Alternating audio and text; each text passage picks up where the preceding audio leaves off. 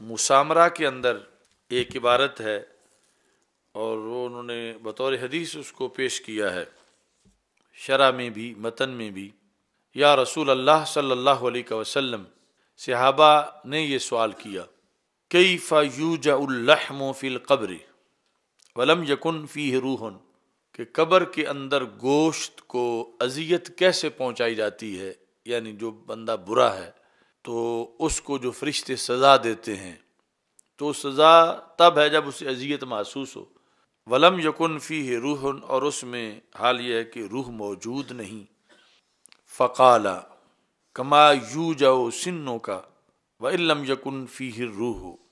تو رسول اکرم صلی اللہ علیہ وسلم نے فرمایا جس طرح تمہارے دانت کو درد پہنچایا جاتا ہے اگرچہ اس میں روح نہیں ہوتی، لیکن اس کا تمسک ہے، اتصال ہے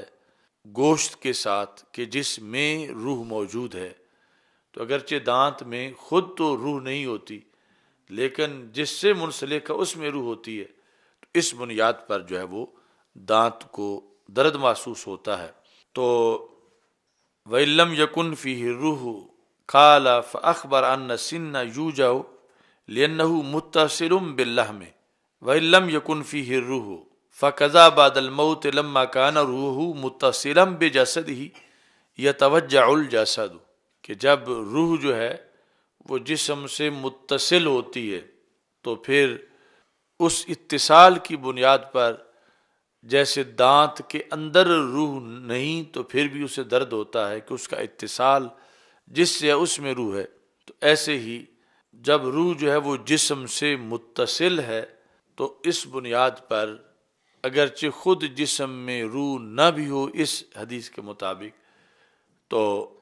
وہاں پر ادراک ہوگا جسم کو اس اتصال کی بنیاد پر۔ لیکن اس سے جو دوسری حدیث ہے جو مسند امام احمد میں موجود ہے، اس میں واضح طور پر یہ الفاظ ہیں تعاد روحہ فی جسدہ، روح کو جسم میں لوٹا دیا جاتا ہے، تو پھر جسم کے اندر لوٹا دیا جاتا ہے۔ جسم میں جب روح ہے تو پھر اس کے لحاظ سے آگے جسم کے تقاضے، ہماری عقل جو سوچ رہی ہے دنیا والے، انہیں چھوڑ کر ہمیں اس پر ایمان بالغیب کی بنیاد پہ رہنا پڑے گا کہ جس انداز میں بھی، خواہ وہ بدن سلامت ہو یا بدن جو ہے وہ اس کے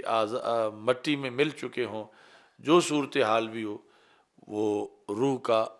اس کے ساتھ اس بدن میں اس کو لوٹایا جاتا ہے، اور پھر لوٹانے کے بعد جو ہے وہ نکالی نہیں جاتی، یعنی دنیا میں تو نکالی جاتی ہے اور موت واقع ہوتی ہے، اور بدن میں جس وقت وہ روح لوٹائی جاتی ہے تو پھر قیامت تک اسے اس سے نکالا نہیں جائے گا اور اس کے ساتھ اس کا من وجہ تعلق برقرار رہے گا۔ اب یہاں پر مزید جو مصروفیات ہیں روح کی، اس سے پہلے یعنی یہ بھی